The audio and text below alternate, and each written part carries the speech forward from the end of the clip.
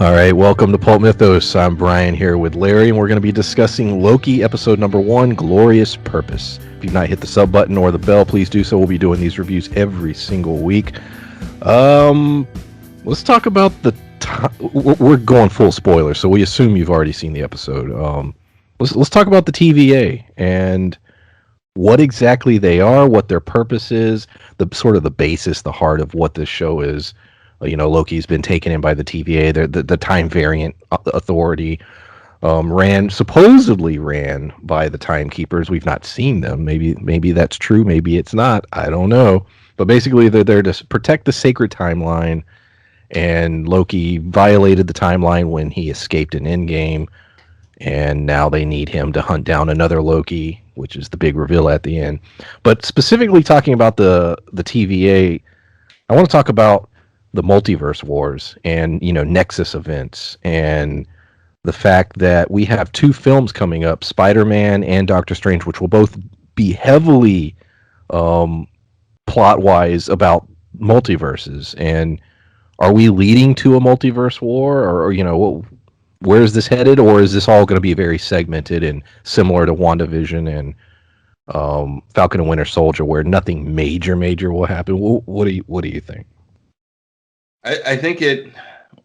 Well, I think we will get some pretty big things, and you'll think to yourself, "Wow, that is a really big twist." However, because of the nature of the show, and that we're dealing with the multiverse here, it'll hit right away. It's like, oh, that doesn't matter for the main timeline for the Marvel Universe. That's a big thing for Loki and his growth and etc. But we're not going to get anything that will.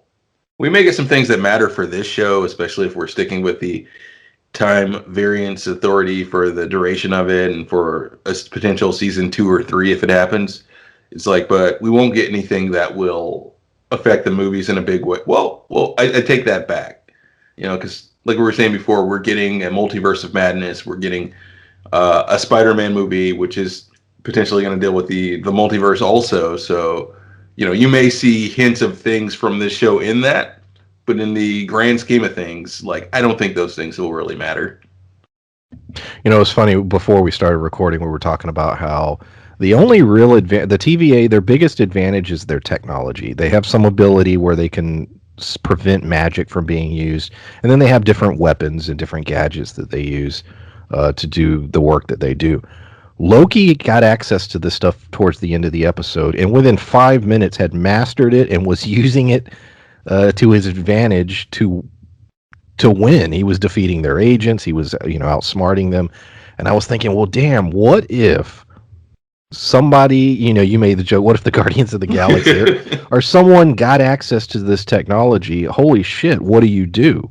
And I think that's part of the plot line with this Loki variant that's killing these time agents or multiverse agents, whatever you want to call them. What they called them, Minutemen, or wasn't it the term they were using? I forgot what they actually called them, what they called their field agents. But they, I was like, yeah, if anybody got a hold of that tech, man, holy shit, what would happen? And it was funny because Loki, I like the realization that, okay, well, the world I'm from and, even the Infinity Stones are nothing. But this tech, this is something special. This is, the next level. And at the end, he seems to be like, okay, I'm going to cooperate. I'm going to work with you. But in my mind, he's just plotting now. He's like, well, I found the real gods, and I'm going to take their shit, and I'm going to use it to my advantage. Yeah, I think it's a little column A, little column B. By the way, it took me longer than it should have to get that pun, Minutemen. It's like, I think he's cooperating partially because he is a little defeated, and he sees that he's like, well, I can't go home, but he is Loki. So I also think he sees that he's like, well, maybe I can make a way. Maybe I can make a better timeline than what I saw happen there. But the only way I'll be able to figure out a way to avoid this future would be to stay here, figure out, like you said, maybe their tech or how they do things, or how I can alter a timeline to my advantage.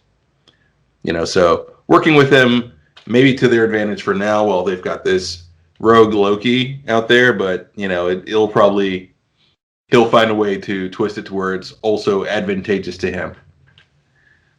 They are called Minutemen. I just looked it up. They are the police force because Mobius, which is Owen Wilson, he's an agent, so he's like a detective or whatever. And then I guess they're field soldiers because they have. I don't know if you noticed they had like numbers on their like collar chest area, and I'm assuming they each have that's how they're identified is by some kind of code or number. Yeah, because it also seems like they're like either born or created there also because we have And the why all human? yeah, that's a That good was my question. other big puzzling thing. Why human at all? Because we see the well, I'm just going to call them what they are, the Living Tribunal. The the tribunal of Timekeepers, the yeah. timekeepers that are in charge of this whole thing. Living Tribunal because of the comics. That's who they Yeah. technically are. Like they're not human. They don't even look remotely human. So why human at all is the real question, I think. So, but maybe we'll get those answers. I doubt it, but maybe. I think the real answer is because it's cheaper for Marvel Studios to, not put a bunch of people in makeup. Yeah. Yeah, because I mean, at this point, we've established clearly that there are all kinds of aliens and various life in the universe. It's, yet everyone is a human, looks human in the TVA, which doesn't make sense at all based on what we know about them so far. Yeah, so maybe that'll be addressed, or like you said, maybe not at all. Well, yeah, I think that it's a budget thing because if you look at the like it looks like they spend a lot of money on set design, especially if you set design and light bulbs, given that scene where he's taking the ticket and it's just full of light bulbs for some reason. The one of the cooler scenes, which sort of established this multiverse war thing, was the what was it, Miss Minute. It was a little cartoon clock that popped up and gave the whole basically just exposition dump. Hey, this is what's going on. I love the way it was done. It was really cool. But Yeah. it got me thinking. So they basically lay out like, hey, there was a multiverse war at one time. The timekeepers, these three beings came together. They, fixed everything, created the sacred timeline. They laid the whole story out, and it got me thinking, okay, you're showing us all this. You've explained the history, but is part of the mystery of what's going on the fact that maybe that's all bullshit and maybe there's more to it? Maybe the timekeepers, there's something shady about them. Maybe there's something they're leaving out. Um, I don't. It was just something that popped in my mind. I was just like, I wonder, okay, you're giving me all this information up front, but maybe there's more to it. Maybe that's gonna unfold over the course of the next. I think it's gonna be 6 episodes total. So the next 5 episodes. Yeah, honestly, I think like you're saying, I think there's a twist that maybe there are no timekeepers. Maybe there's just a like a big computer or something, or maybe it's just It's Modoc. like it could just be the woman that we saw passing judgment on Loki. I can't remember her name because she was in all of 2 minutes of this episode. So, but she could be the highest ranked person in this organization, and that's it as far as actual personnel goes. But yeah, it is weird. Like it's all tech based. Like it seems like it was created by three gods, but this whole thing is tech based, and magic just doesn't happens to not work in this area. So there's a lot of little questions about this place, the Time Variance Authority. Yeah, and how? I wonder if they're gonna just ignore that or go into that the magic thing specifically. Because I'm like, that's a pretty big ability if you can just there's no magic just doesn't work there. I was like that. I would like for that to be explored a little more. Right. Yeah, because you have a whole, I guess, little plane of existence where Doctor Strange is just completely powerless. Yeah, because if you have the ability to take away magic, then yeah, holy shit. And the infinite, I mean, it got me thinking. I was like, well, they're tech by because you take care. Let's take the most powerful characters in the MCU that we know of. So you take a character like a Doctor Strange, who's magic based. You take a character like Captain Marvel. Her powers are completely based around the Infinity Stone. Mm-hmm. Infinity Stones ain't shit to the TVA. And so I'm wondering, even are they to the point where none of those being the Thanos, Captain Marvel, whoever, would they be no match for the tech in their organization? And I don't know. I'm curious about that. I wonder. I'm assuming there's probably a million videos and podcasts that are going to be exploring these ideas. But by establishing what they've established in this one episode, you've now sort of introduced a lot of things that you're going to sort of have to explain at some point in the MCU. Well, yeah, and like you said, I think it would depower a lot of characters. Captain Marvel, the Scarlet Witch, Wanda Maximoff, Completely her. Yeah. completely her. Yes, Doctor Strange, Thanos, not really that much because the stones, like, yeah, he wouldn't be able to use the stones, but he's still like, from what we saw of his abilities, he just seemed to be naturally that strong. Swole as hell. Exactly, yeah, that's his true power, and and they can't really stop that and say there's no magic here. He's still going to wreck the place and get his hands on their tech right away. Yeah, yeah. I'm curious to do they like Owen Wilson or Mobius? Like, do they have any kind of special abilities physically, or is it just the technology they use? Because, like you said, based on what they told us, they're created. They're Mm-hmm. not. They're not from Earth. They're not technically. I assume they're not human. Um, Well, yeah, because we had the one guy at the desk who doesn't know what a fish is because he's yeah. been there his whole life. What'd you think of that particular scene? I thought it was funny, but the scene when he opens the drawer and it's just a bunch of little Infinity Stones, and and to me that was the show telling us, yeah, the most powerful shit in the MCU is nothing when it comes to the TVA, I'm assuming that was the point of that scene, and you even see Loki have that realization when he sees it. Mm-hmm. Yeah, because he says, "Is this the greatest power in the universe?" And you know, and that question is kind of answered for him that none of this stuff works there. Except the Tesseract did work, didn't it? Or was that him just using the color? No, he said because Mobius asked, "Did you try using it?" He's like, "Yeah, several times." That's right. That's And true. so that's why I brought up Captain Marvel. It's like her powers are completely rooted in an Infinity Stone. Mm-hmm. So how does that, And then this was okay. There was a really cool scene when they're processing Loki, and you have the whole thing about, hey, are you a organic being that maybe has a soul, blah blah blah. And if you walk through this thing and you're not, you're destroyed. Like there's something against machines, and I was like, are they trying? Is that connecting to something more important? Is there some kind of anti um, machine thing going on? Is this tied to an Ultron or something more? I don't know if that was just a fun little thing they did, or if that ties into something bigger and greater. Because we know, as comic book fans, Marvel has a lot of machine based threats, Mm-hmm. huge threats. And I'm curious if that was perhaps a nod to something like that. Yeah, it's sort of away from, like you said, just their way of nullifying any sort of tech-based threat or any sort of characters like an Ultron or anyone like you mentioned, just walking in there and because everything is tech-based, just taking over the building. That said, because it is all tech-based and they do seem to be like base level humans, the Guardians of the Galaxy, which I've often complained about how weak they are, them alone, without any of their tech, just with the normal tech that the Guardians have, would be trouble for them. If Star Lord created some sort of time offense of some kind, they couldn't really restrain the Guardians. Who is? I'm trying to remember. Is he time traveling? The X-Men villain, the super powerful. Apocalypse. Not Apocalypse. He's a robot. I Let's see can't here. remember his damn name. Are you talking He's about like the? a super advanced Sentinel. Oh, God, can't remember his name right now. That's killing me. Nimrod. Nimrod. There you Yeah. go. I was dying. I was like, what is his fucking name?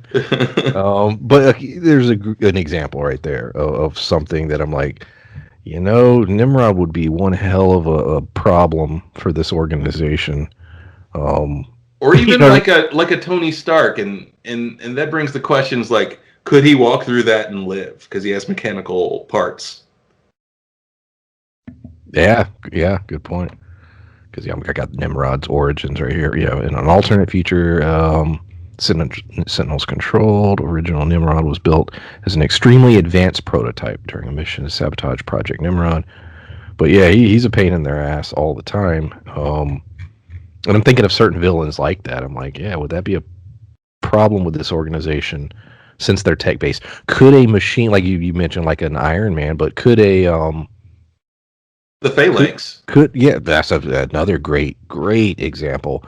But could something like that get in there, take their tech, you know, literally steal the tech, and then they would be gods. They would be unstoppable. There's nothing you could do to stop them. Um, I don't know. Yeah, they almost have opened a can of worms in terms of how this thing works. Because the more you think about it, the more possible holes they could be opening up, plot holes. I don't know. Yeah, yeah, that's true. And yeah, I'm actually glad you mentioned a lot of that because these are some of the more interesting things or more out there things that they're talking about adapting. Because they're talking about bringing in the X-Men and these other properties and making it one big cohesive Marvel universe. And with us touching on multiverse stuff, that'd be a big way to do that. So you could very well see like a Nimrod or in like an Age of Apocalypse setting or something, or the Phalanx even because that's an X-Men villain. There's no telling what we could see, and hopefully they use this opportunity to just sort of give us a lot of really unique episodes because there's a lot of opportunity for that. Now I think they came out and officially said no, Mephisto is not in this. We see the stained glass window with the devil thing. I already saw people online saying, "Oh, Mephisto," and I'm like, I'm not going down that whole rabbit hole again. I don't care at this point. If he pops up at some point, cool. If he doesn't, whatever. I don't care. But what did you think of that particular scene in terms of was was it just a coincidence or Well, I told you like I didn't know if it would be him exactly, or just sort of like a sort of demonic trickster character. But right away I saw that stained glass and the spoiler at the end was I mean not the spoiler, but the twist at the end that they're hunting another Loki was kind of spoiled for me because that was the one point during this episode where my eyes kind of rolled and I was just like, oh no, we're doing this again. This thing that Marvel does every time where it's like you're fighting a mirror image of yourself. and Loki does wear the horned helmet and everything, so Yeah, yeah. yeah, definitely. Do you think there's different versions of Loki. Sometimes Loki's a shapeshifter. He can be any. He's a child for a while. He can be female. He's whatever. He can literally do whatever. There's been rumors that we'll may get the female Loki in this.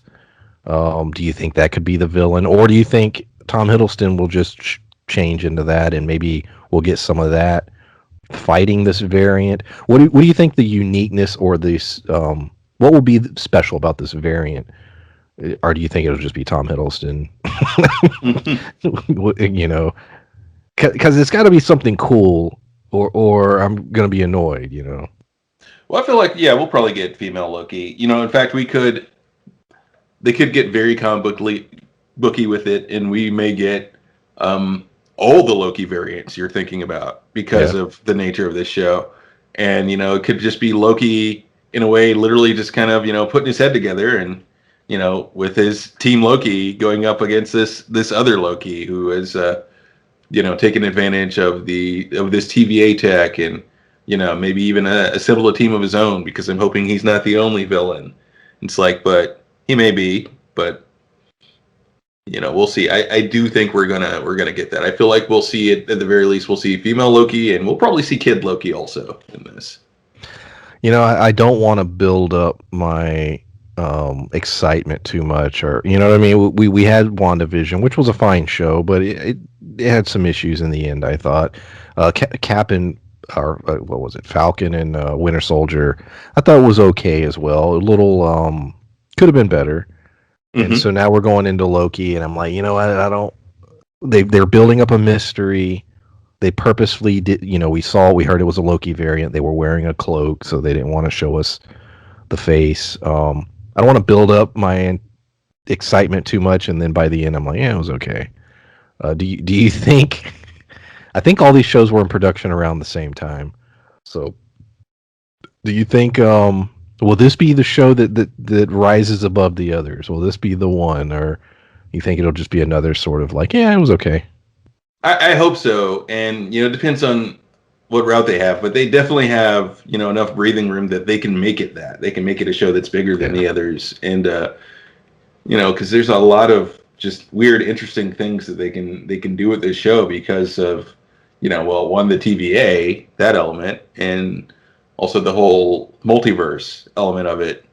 Gives a lot of breathing room. I think some things I really liked about the episode was Owen Wilson. I don't know what it was. It was something I hadn't seen him in a while in anything, and I don't know. It was almost a nostalgia thing. It's like because I watched so Yeah, many films with him, when I was younger, and there was something just sort of comforting about him. Uh, I and think every I forgot he had charisma. Is the thing. yeah, like every scene he was in, I was just like, yeah, I'm enjoying this. And the fact that they spent almost 30-40% of the entire episode just the two actors sitting at a table talking, I thought that was a very you know interesting that the MCU would try something like that, and I thought pulled it off. You know, to the point where I was shocked they didn't give us by the end of the episode. I'm like, wow, they didn't give us two episodes. It almost felt like, maybe they would have thought, well, there's not enough action or not enough, you know, intrigue in the first episode. We need to give you a second one. But no, they were like, no, you get one episode, and you're Yeah. going to watch these two men talk at a table for 40 minutes or 30 minutes, and I was completely fine with it.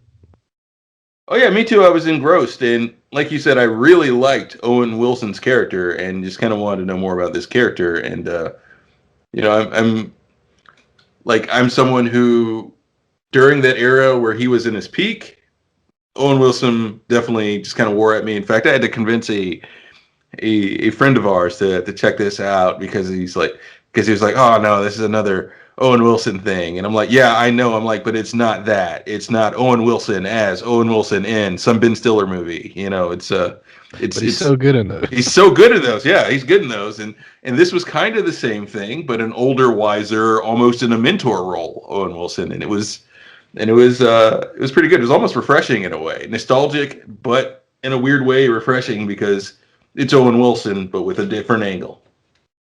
Dude, yeah. I mean, you go back in time to even like something like Zoolander or or Meet the Fockers when he's just the ex-boyfriend, and he doesn't have a lot in that movie, but I love every scene where that he's in. I don't know. Like I said, it was almost this weird nostalgia um thing going on because I hadn't seen him in so long.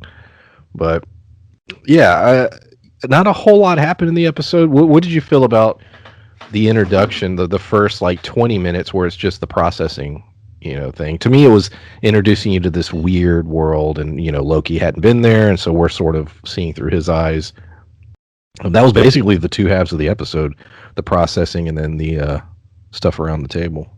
Yeah, and it was also a kind of breaking down of Loki, as a character, not even the Loki that we've seen throughout all these movies that has grown, Loki, well, kind of at peak Loki where he's at his most seemingly evil and spiteful at a time, but putting him in this situation, I think it was more to show that he's powerless in this. He's not going to be able to get out of it, no matter what trick or thing he tries. The situation is what it is, and there's nothing he can do about it. Because I kept thinking like, okay, well, he's going to attempt to escape here, and let's see how far he's going to get. And each time he didn't really get too far. And I think that the point of that whole scene and much of the talking and everything was just the show getting us to the point getting Loki to the point where we can have him as the main character, still maybe a little bit deceitful, uh, but working with the TVA. The I think one of the scenes that a lot of people are talking about, especially on Twitter, is him watching his life reel and seeing how it all ends. And I was like, I thought it was well done, and it'd be interesting, think about if you could sit down and just watch the remainder of your life and how it's going to end. And what would you do with that information, and how would you view the world? And I think they did a decent job of him getting emotional about it, him seeing the decisions he made and where that led people in his life, all the way down to his death. He never, he spends half the episode talking about how he wants to be this god, king, emperor, and in the end, he was nothing but a pawn, and he was killed. But his, the brother he tormented shed tears and was hurt by his death. And we like you said, they spent this episode building Loki as a character that you want to sympathize with and you want to follow for the remainder of the series. Yeah, yeah, and they brought up old scenes that I've forgotten. Like I didn't even realize he was responsible for his mother's death. Yeah, because he was, trying to get those guys to go after Thor. But it's like it's little things like that, and he kind of froze in that moment, and just sort of realized the ramifications of his actions. Even though they hadn't happened yet, and just watching that video, like you said, seeing where his path will take him, and the fact that it doesn't end out, that he does get some of what he really wants, but he's ruined things so badly that a lot of this ends badly for him. Because what he really wants to some degree is, his acceptance in his family, and to be allowed to have some role in that, not to be, treated as this sort of deceitful god of mischief and everything, and he gets to see that too, that he finds a place and his brother accepts him, and yet in the end it still all falls apart for him, like you said. And I think that seeing that he never meets his goals, and he causes more suffering, to himself and to his family, and that things just fall apart for him. I think that's really what got him there. And I'm glad you mentioned that too, that this whole time he's talking about being this, just sort of god emperor of the universe. And I think that's what he'll be confronted with in this, which is why I think, while we'll get those other Lokis, I think the main Loki will be, well, him, like you said, Tom Hiddleston, because what we're going to see is we're going to see him up against a Loki who maybe has accomplished some of his goals. And, he'll get to get that look in the mirror and see that he doesn't like what he's seeing.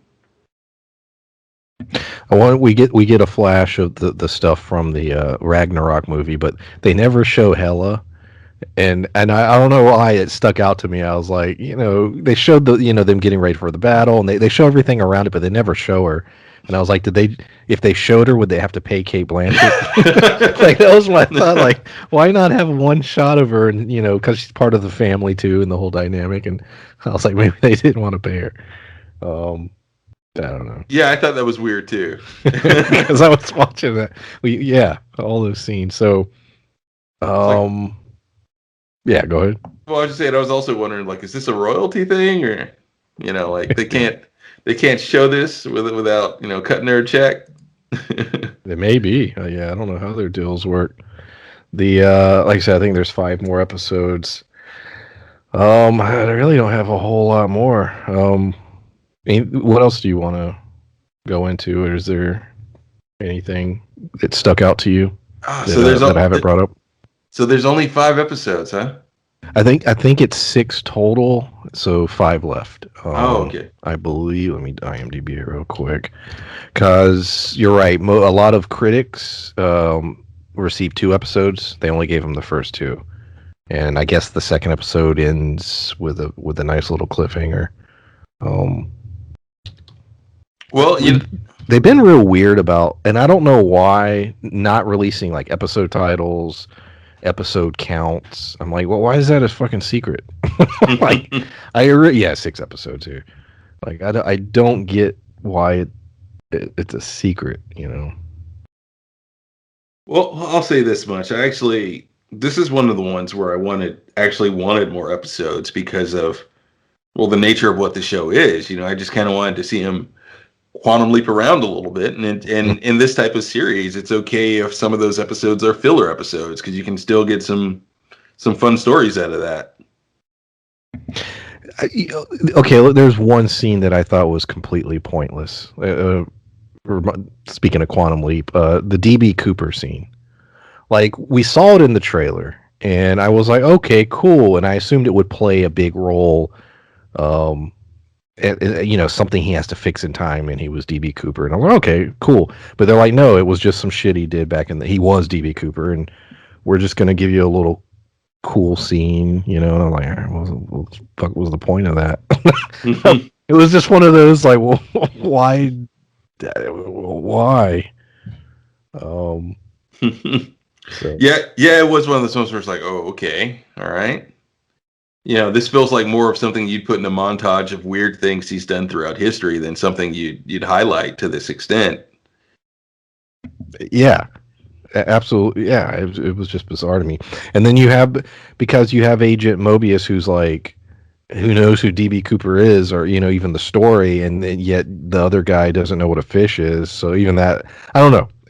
To me, it stuck out as just odd because I thought it would be part of one of the quests. Because I'm assuming he's going to be helping them, going on missions and stuff. And I assumed it was part of a mission, but no, it was something that had already happened. Yeah, that's what I assumed when I saw the suit. That, like you said, it was a part of a mission or something. But like you said, he was DB Cooper. Is what it is, I guess. Yeah. Anything? I don't really, like I said, I don't have anything else. Yeah, There's not much to say. It's one of those, like, it's pretty straightforward episode for the most part. Like I said, there's only those two real set pieces: the introduction of the TVA, and then the portion with at the table. Yeah, portion at the table. The desert setting. Just waiting in line with the thousands of light bulbs. That's about it. But yeah, that'd be neat too. It's a good point that you mentioned that because I think that would be cool. I'm hoping for further explanation of the TVA. That we dig deeper into their lore, what they do, how they do it. Is are the timekeepers real to any extent? That's my biggest. The specific scene in which he was being asked if he was innocent or guilty, and one of my big questions with that whole scene, because he was picking it apart right there. He's like, this is bullshit. Is everyone just automatically guilty? And if so, what's the point? Yeah. Why don't you just, as you collect them, just process them and execute them, or wipe, or clean them from the time? So yeah, there's a lot of the bureaucracy. Like I'm very interested in getting more on that. And yeah, like I said earlier, is this multiverse war? Is there more to it? Is that little animated sequence we saw, is it bullshit? Is there something more to it that happened that's going on, and that we're only getting a little piece of the truth? And will that unravel over the course of the episodes? And if that is the case, yeah, I start to get stressed out about the fact that, well, shit, we only got 5 episodes, and if we're going into something like that, man, is that enough to flesh all that out? These episodes are what, going to be 40-ish minutes, 45 minutes? Right. So yeah, I don't know. Yeah. Yeah, I think I think we've covered the whole thing. Like you said, it's pretty straightforward. Again, my only hope is that there's more to the main villain than it's just Loki, and we get a whole, I guess, illusion battle with Loki fighting Loki because that's their thing. Marvel, you have Vision fighting Vision, Scarlet Witch fighting a witch, Captain America fighting the Winter Soldier, Tony Stark fighting, I guess, a third guy in an Iron Man armor as he does in every movie. Hopefully it's not just Loki fighting Loki. I hope there's more to that. He's fighting an Ant-Man variant. And losing. But yeah, all right. Anything else? Oh, no, that's it. And your Ant-Man variant idea, especially given the extra powers they've given him in the movie, would actually work. Actually, his tech is actually wood. I agree. Think about it. They use his tech for time travel and everything. And matter of fact, if Ant-Man got in their base, they might be fucked. Like, how would you stop him? That's something to think about. That's something that comic book Ant-Man did, create a little nexus between worlds and whatnot. And yeah, so Like they've shown nothing that he hasn't done except for the whole time reversal collar thing that they have. I'd like to see him grow giant and just smash their city. But all right. Yeah. Well, like I said, we'll be doing these every single week. Very interested to see where this goes. And yeah, we'll see y'all next time. Bye.